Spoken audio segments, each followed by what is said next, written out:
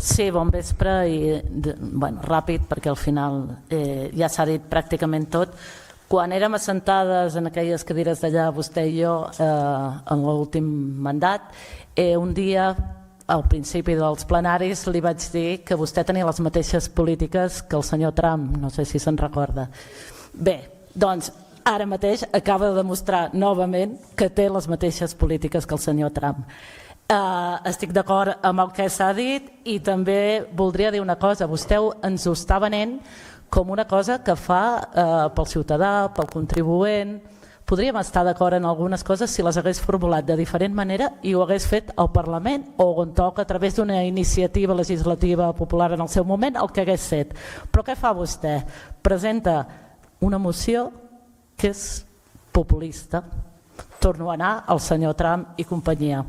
I el que fa vostè és que quan vostè estava com a regidora primer del Front Nacional i no adscrita, mai va presentar aquesta proposta.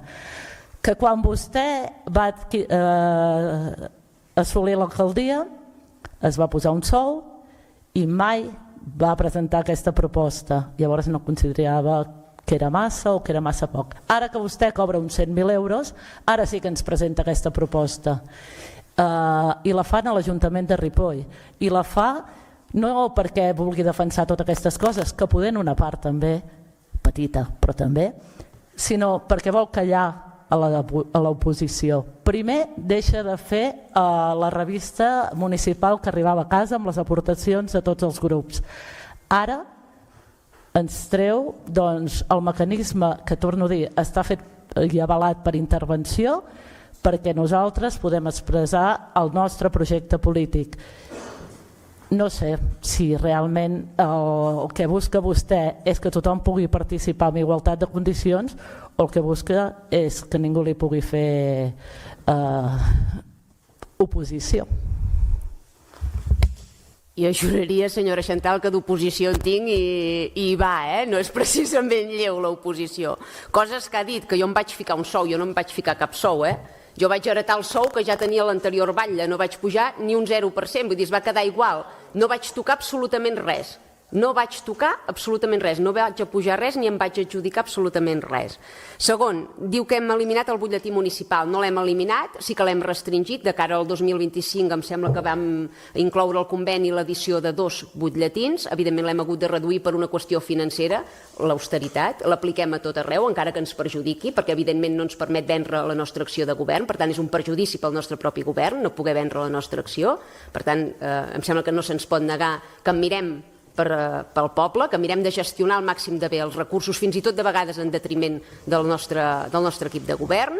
Segon, em diu que soc populista. Jo no sé si soc populista o no, que defenso el poble, això és segur. I és, de fet, una de les definicions de populisme que trobarà el diccionari de l'Institut d'Estudis Catalans. Per tant, si es referia a aquesta excepció, no en tingui cap dubte, soc populista perquè defenso els interessos, els drets i les llibertats del meu poble.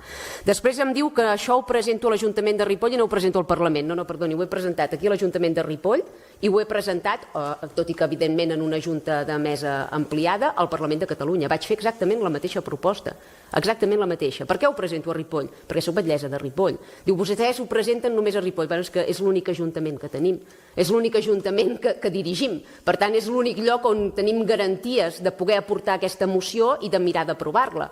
No podem fer-ho a d'altres municipis. Vostè em diu, quan vostè era regidora a l'oposició del Front Nacional, qui me l'hagués aprovat, aquesta moció? Si avui ja me l'estan aprovant tots aquí, com aquell qui diu d'escallimpada. Me l'haguessin aprovat si l'hagués presentat llavors. Té cap sentit aprovar mocions simbòliques perquè no ens les aprovin? No, jo la presento quan crec que tinc opcions de que vostès me la votin a favor. Perquè ficant-los contra les cordes, evidentment, i ja sé que això no els agrada, però és hora d'acabar amb tot aquest sistema partitocràtic que durant anys i panys s'ha alimentat dels recursos dels ciutadans. És hora que els partits es financin des de la militància i des dels simpatitzants i que els diners dels contribuents vagin a espetegar a millorar els serveis que reben els propis contribuents. Per tant, nosaltres, això pot ser populista, pot ser d'entram o pot ser de qui sigui, però és la nostra voluntat, beneficiar al màxim el poble en detriment d'aquests abusos que s'han estat cometent durant tantes dècades. I aquesta és la nostra voluntat i per això ho portem al ple. Simplement és aquesta la raó.